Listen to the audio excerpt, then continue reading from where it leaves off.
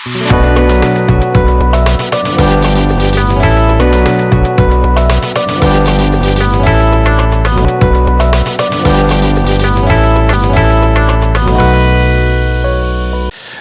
दोस्तों, आप देख रहे हैं संजीव वर्मा राइजिंग सन। स्वागत है आपका। मैं हूं आपका दोस्त संजीव वर्मा। दोस्तों, जहां एक तरफ स्टार्टअप बहुत तेजी से बढ़े हैं पूरे वर्ल्ड में, अगर इंडिया की ही बात करूं मैं तो 2016 में जहां प्रधानमंत्री जी ने लाल किले की प्राचीर से स्टार्टअप इंडिया कैंपेन को लॉन्च किया था, उस समय 416 स्टार्टअप इंडिया में हुआ करते थे, लेकिन आज 72,993 स्टार्टअप इंडिया में काम कर रहे हैं। और कहीं ना कहीं पिछले साल के मुकाबले स्टार्टअप इस बार फंडिंग से जूझ रहे हैं। फंडिंग मिलना मुश्किल हो गया है। जहां एक तरफ सिलिकॉन वैली बैंक अमेरिका का डूबा, जो स्टार्टअप के लिए हेवन हुआ करता था, बहुत सारे इंडियन स्टार्टअप भी उसके मदद लेते थे और इंक्यूबेटर की तरह भी काम करता था। फाइनेंस के फंडिंग के अलावा इंक्यूबेटर की तरह भी वो काम करता था। और सिलिकॉन वैली में ना जाने कितने स्टार्टअप को उसने खड़ा किया और कितने स्टार्टअप को बिना किसी गारंटी के फंडिंग दी और स्टार्टअप अपने पैरों पर खड़े हो गए और अच्छा कर रहे हैं। लेकिन सिलिकॉन वैली बैंक डूबने के बाद फेडरल बैंक की जो रेट्स बढ़ी, कहीं ना कहीं वो बॉन्ड के चक्कर में फंस गए और कुछ कैलकुलेशन मिस्टेक रही जिसको वो एनालाइज नहीं कर पाए और उस वजह से वो बैंक सिर्फ 48 घंटों में कोलैप्स हो गया। उसी बैंक के गिरने के बाद और बहुत सारे और भी फैक्टर रहे। ज़्यादातर स्टार्टअप अब फंडिंग से जूझने लगे हैं। बहुत सारे लोगों की नौकरियां जा रही हैं और बहुत स्टार्टअप को रन करना थोड़ा मुश्किल हो गया है। इसी आपदा को, इसी मुसीबत में भी किसी ने अपॉर्चुनिटी तलाश ली, आपदा में अवसर तलाश लिया और उन परेशान स्टार्टअप्स को, जो दुखी हैं, जो कठिनाइयों में है इस टाइम, उनकी जेब से पैसा निकालना या इन्वेस्टर की जेब से पैसा निकालने की एक कोशिश की गई और ये बिगेस्ट स्टार्टअप स्कैम के नाम से इसको एक अंजाम दिया गया। अभी तक का ये अपने में यूनिक है। अभी तक इस तरीके का कहीं भी हुआ नहीं था और ये कहीं ना कहीं एक तरीके से कॉपी किया गया है। नेटफ्लिक्स पे एक फिल्म आई थी, लास्ट में मैं बताऊंगा इसमें कहां से इसका आइडिया लिया गया होगा। कहीं ना कहीं हम नेगेटिव चीजें सीख लेते हैं और वहां से अपना पैसा बना के निकल जाते हैं। हमें अलर्ट रहने की जरूरत होती है, क्योंकि जो मैं आज आपको बताने जा रहा हूं वो एक स्टार्टअप फंडिंग के लिए एक आइडिया आया। फंडिंग अब होगी। ये वर्ल्ड स्टार्टअप कन्वेंशन 2023 का एक आयोजन किया गया। पहले ये दिल्ली में किया गया था। क्यो फाउंडर के नाम से एक कंपनी बनाई गई जिसमें ल्यूक तलवार और अर्जुन चौधरी, इन दोनों ने एक षड्यंत्र रचा और एक कंपनी बनाई और कंपनी बनाने के बाद एक समिट का आयोजन किया गया, स्टार्टअप समिट जिसको बोलेंगे, स्टार्टअप फंडिंग के लिए। अब फंडिंग मिलेगी आसानी से। अब 1 बाय 1 इस पे डिस्कशन होगा। वर्ल्ड स्टार्टअप कन्वेंशन 2023 इसमें, जिसमें इन्होंने सब बाग दिखाए कि 75,000 से ज़्यादा इसमें स्टार्टअप्स आ रहे हैं, 50 से ज़्यादा कंट्रियां पार्टिसिपेट कर रही हैं, 1500 ज़्यादा वेंचर कैपिटलिस्ट और इंस्टीट्यूशनल इसमें पार्टिसिपेट करेंगे जो फंडिंग करेंगे, 9,000 से ज़्यादा एंजल इन्वेस्टर भाग ले रहे हैं। The biggest funding festival ever, world का सबसे बड़ा बिगेस्ट फेस्टिवल एक तरीके से फंडिंग के लिए इन्होंने आयोजन किया और इस तरीके का था। नेट पे पड़ा है, इनकी साइट भी है, आप देख सकते हैं। हालांकि आप साइट अगर खोल रहे हैं तो ब्लॉक आ रही है। वर्ल्ड स्टार्टअप कन्वेंशन 2023, फाउंडर हैं ये ल्यूक तलवार एंड अर्जुन चौधरी। तो हुआ क्या, फंडिंग जो है पिछले साल के मुकाबले अगर डेटा एनालाइज करोगे तो 70% के करीब का फंडिंग में डिग्रोथ आया है। फंडिंग कहीं ना कहीं मिलनी मुश्किल हो गई है। इसी में इन्होंने अपना एक आपदा में अवसर देखा। ये कहीं ना कहीं एक आइडिया लिया गया है। लास्ट में वीडियो को मैं दिखाऊंगा कि किस तरीके से ये इन्होंने उसी चीज को अंजाम दिया और पैसा कमाया मोटा और निकल गए हैं। अब फरार हैं दोनों जने और इनके बारे में सोशल मीडिया पे कोई ज़्यादा डेटा भी अवेलेबल नहीं है। इनकी कोई बड़ी पहचान नहीं थी। हालांकि अपनी पहचान दिखाने के लिए इन्होंने गडकरी जी के साथ बहुत सारी फ़ोटो सोशल मीडिया पे पोस्ट कर रखी हैं, जिससे कि लोगों का विश्वास जमे और इस तरीके का आयोजन का एक तरीके से इन्होंने षड्यंत्र किया या रचा इसको, जिसमें इन्होंने सबसे पहले तो लोगों का विश्वास बनाने के लिए ये सबसे पहले डिक्लेयर किया कि 75,000 से ज़्यादा इसमें सर्विस प्रोवाइडर और इंस्टीट्यूशन आ रहे हैं, 1500 से ज़्यादा इसमें जो फंडर हैं वो आ रहे हैं, 9,000 से ज़्यादा इन्वेस्टर इसमें भाग लेंगे, एंजल इन्वेस्टर जो होंगे, और 50 कंट्री, लगभग 50 लाख करोड़ का ये फंड है, $600 बिलियन पब्लिसिटी की कि $600 बिलियन का एक फंड है जिसको स्टार्टअप्स के, नए स्टार्टअप्स जिनके आइडिया पसंद आएंगे उनमें बांटा जाएगा। उसकी एक फीस रखी। ये रचा क्यों?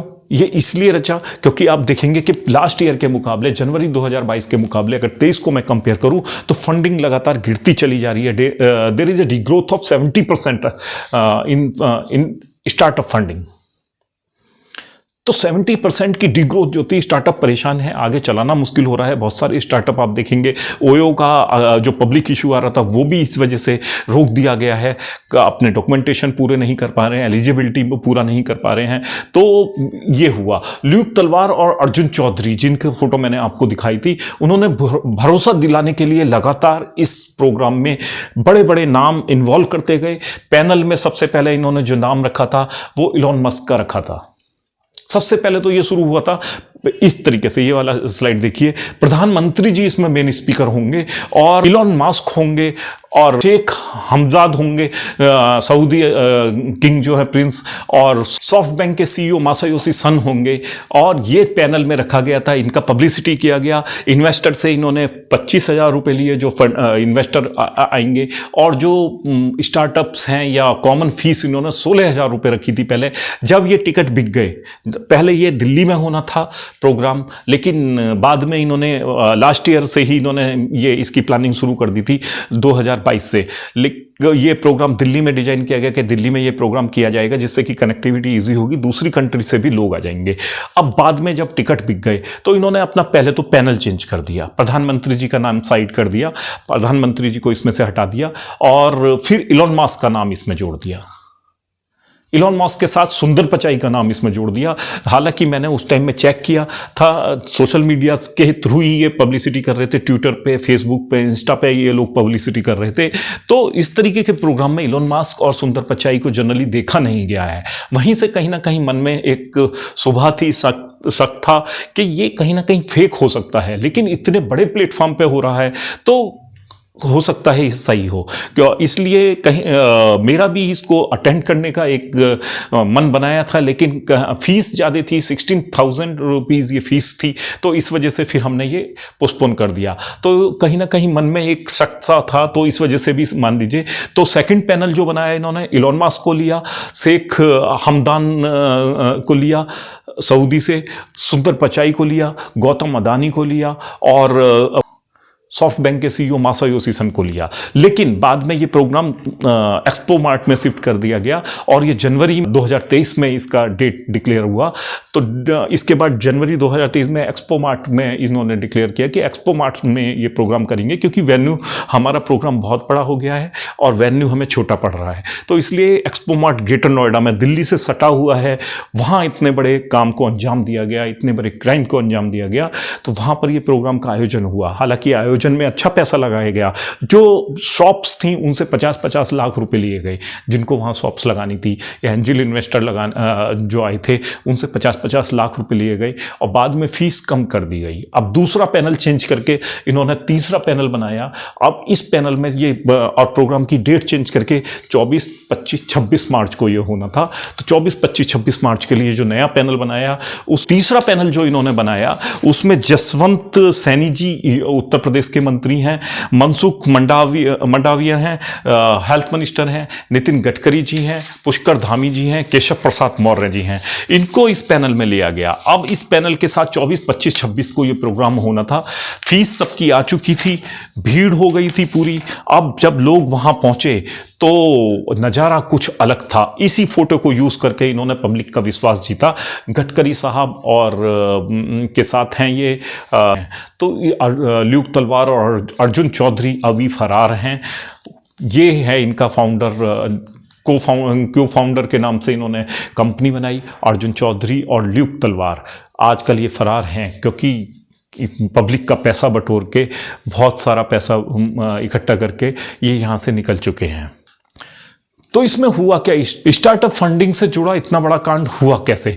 ग्रेटर नोएडा में 24 मार्च को ये आयोजित होना था और 24 मार्च को 1 लाख करोड़ रुपए तक की फंडिंग पाने का मौका मिलेगा, इस तरीके से डिक्लेरेशन किया। 9,000 से ज़्यादा इसमें एंजल इन्वेस्टर आएंगे, 75,000 से ज़्यादा इसमें सर्विस प्रोवाइडर और स्टार्टअप्स इसमें पार्टिसिपेट करेंगे। तो हर कोई अपना आइडिया लेके चल दिया, क्योंकि 1 लाख करोड़ रुपए तक की फंडिंग इसमें मिलनी थी। $600 बिलियन यानी कि 50 लाख करोड़ का एक फंड इन्होंने डिक्लेयर किया कि इतना बड़ा फंड है और इससे आएगा। और इनिशियली एलन मस्क के नाम से, एलन मस्क क्योंकि बहुत बड़ा नाम है और लोग विश्वास कर ही लेंगे, कहीं ना कहीं आप उनकी फोटो लगा के पब्लिसिटी कर रहे हैं, सुंदर पिचाई की फोटो लगा के कर रहे हैं, तो कहीं ना कहीं लोगों को ये इस पर विश्वास जमा और लोगों ने फीस जमा कर दी। जैसे जैसे उनके पास पैसा आता गया, पैनल चेंज होता गया। तो ये एक तरीके से अब सोशल मीडिया पे इस तरीके के कमेंट चल रहे हैं। चेतन भगत, और सबसे बड़ी बात, इसका विश्वास जमाने के लिए इन्होंने बड़े बड़े नाम को यूज किया, जिसमें कि hi guys, I am Chetan Bhagat. Let me tell you the biggest mistake you can make as a startup founder, opportunity को रिकॉग्नाइज नहीं करना। The biggest funding festival, world startup convention, is happening in Noida from the 24th to the 26th March, where you can get funding in just 3 days. You will have a chance to pitch in front of 1,500 VCs, 9,000 plus angel investors, and of course also network with 75,000 plus startups. बहुत हुआ ज्ञान, अब funding की बारी है। Limited slots हैं, फटाफट ticket book करो। हाय गाइस, आई एम चेतन भगत। ये वीडियो देखिए, चेतन भगत का वीडियो है और ये रिक्वेस्ट कर रहे हैं लोगों को, कह रहे हैं कि आपके लिए ये सुनहरा मौका है, इसे हाथ से मिस मत होने दीजिए। तो लोगों का विश्वास, जब इतने बड़े नाम जुड़ते हैं तो कहीं ना कहीं जमता है। लेकिन इनके साथ भी धोखा हुआ, इनको भी नहीं पता था, लेकिन पब्लिसिटी यही कर रहे थे, तो इनको इन्वेस्टिगेशन इसका करा लेना चाहिए था। कहीं ना कहीं शक तो शुरू से हो रहा था, क्योंकि पैनल लगातार बदल रहा था। जब लोग वहाँ पहुँचे 24 तारीख को, 24 मार्च की ये घटना है, 24, 25, 26 में ये होना था, तो लोग अक्का बक्का रह गए। कुछ ही एंजल इन्वेस्टर वहाँ बैठे थे, कोई नहीं था, कोई पैनल का लोग नहीं था ना। और जबकि ये जो पब्लिसिटी कर रहे थे बड़े बड़े नाम, अंकुर वरिकू और चेतन भगत, प्रफुल्ल बिलोरे, इनमें से भी वहाँ कोई नहीं मिला। तो लोगों ने अपने को चीटिंग महसूस किया। उसके बाद पुलिस का इसमें इन्वॉल्वमेंट हुआ और ये पूरा एक तरीके का सेटअप उन्होंने लगाया और 50 लाख रुपए की एक शॉप उन्होंने बेची है। इसमें अंकुर वरिकू और चेतन भगत, हालांकि इस पे इनके कमेंट आए हैं कि हम सिर्फ इनको पब्लिसिटी के लिए इन्होंने हमारी रील बनाई। अंकुर वरिकू का कहना है, I am not involve in the conceptualization और the organizing of this event. लेकिन उसकी पब्लिसिटी तो कर रहे थे ना। वो उन्होंने कहा है, we had done an Instagram collab reel on 19 January where I spokes about the importance of the funding for a startup and now the event could be a good opportunity to explore the same and meet others founders. दूसरे लोगों से मिलने के लिए अच्छी opportunity होगी। इस तरीके की बातें कोई आइकन कहता है, जो हीरो जिसको लोग समझते हैं, तो लोग उस पर विश्वास करेंगे ही। तो लोगों ने विश्वास किया और पैसा दे दिया। कोई तमिलनाडु से आया, कोई चेन्नई से आया, कोई दिल्ली से आया, कोई बॉम्बे से आया, बेंगलोर से आया। लोगों ने अपने टिकट कराए, अपने होटल कराए, वो भी एक खर्चा था। अब चेतन भगत और MBA चाय वाला प्रफुल्ल बिलोरे हैं, इनके ऊपर 50 लाख रुपए का इस वजह से जुर्माना भी लगाया गया है, क्योंकि आप लोगों के आइकन हैं, आप जो बोलते हैं लोग उस पर विश्वास करते हैं। इसी वजह से लोगों ने टिकट खरीदे, क्योंकि चेतन भगत की वीडियो भी इसमें चल रही है। तो और अंकुर वरिकू और चेतन भगत सबसे बड़ा नाम थे, जिसकी वजह से लोगों ने विश्वास किया। अब लोग ट्रोल कर रहे हैं, इनकी खिंचाई चल रही है पूरी तरीके से। गडकरी जी का नाम आया, गडकरी जी के नाम इन्होंने अपनी फ़ोटो वायरल करी गडकरी जी के साथ, और अब ये सब फ़ोटो वायरल चल रही हैं इंस्टा पे और ट्विटर पे। लोग इस पे इनको ट्रोल कर रहे हैं। ये देखिए, इस तरीके का है। गडकरी जी का नाम भी जुड़ा हुआ है, पुष्कर धामी जी का जुड़ा हुआ है इसमें। तो लोगों को कहीं ना कहीं विश्वास जमा, और वेन्यू भी बहुत बड़ा है। बड़ी समिट वहाँ होती हैं, इंडिया की सबसे बड़ी समिट वहाँ होती हैं। कहीं ना कहीं ये आइडिया कॉपी किया गया है। आपने देखा होगा नेटफ्लिक्स पे 6 या 7 साल पहले एक मूवी आई थी फायर, जिसमें इस तरीके की एक बड़ा फ्रॉड दिखाया गया था, जिसमें ऑर्गेनाइजर जो थे, ये ऑर्गेनाइजर थे बिले मैकफेल्ड।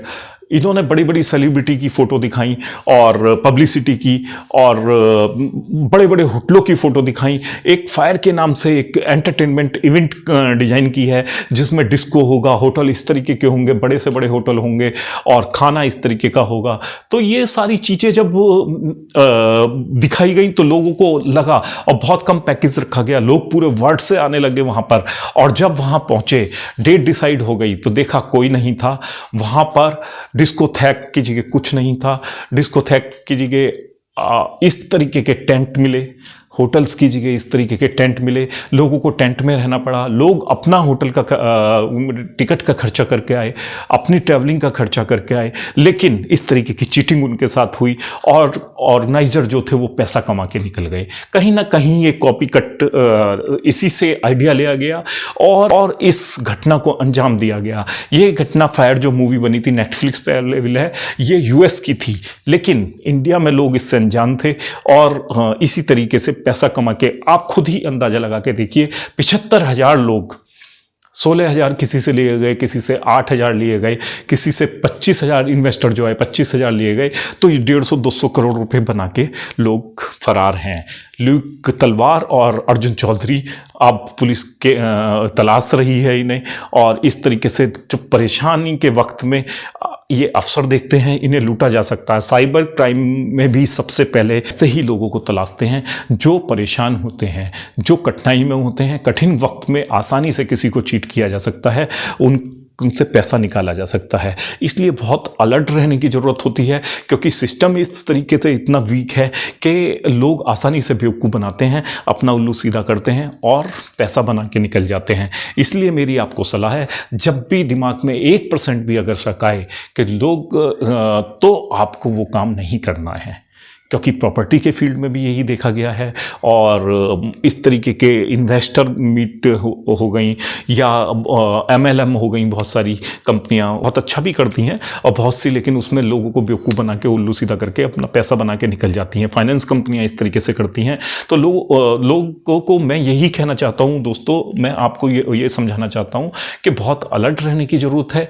बहुत तेज़ी से साइबर क्राइम भी बढ़ रहा है, बहुत तेज़ी से लोग इस तरीके से पैसा बनाने के आसान रास्ते निकालते हैं, लोगों को उल्लू बनाते हैं और उनका विश्वास जीत के पैसा कमा के निकल जाते हैं। तो दोस्तों, आज के लिए इतना ही। उम्मीद है आपको वीडियो पसंद आई होगी। अगर पसंद आई है, लाइक और शेयर कीजिए, और इस तरीके की इंफॉर्मेटिव और आपके काम की वीडियो पाने के लिए आपसे एक विनती है कि रेड बटन है एक आपके पास, उसे दबा दीजिए, सब्सक्राइब कर दीजिए। जो मेरे नए दोस्त आए हैं, तो इस तरीके की वीडियो आपके पास लगातार पहुंचती रहेंगी। और देखिए, ये आपको ग्रो करने के लिए, आपको सेफ रखने के लिए, आपका पैसा बचाने के लिए बहुत कारगर सिद्ध होंगी। जय हिंद, थैंक यू।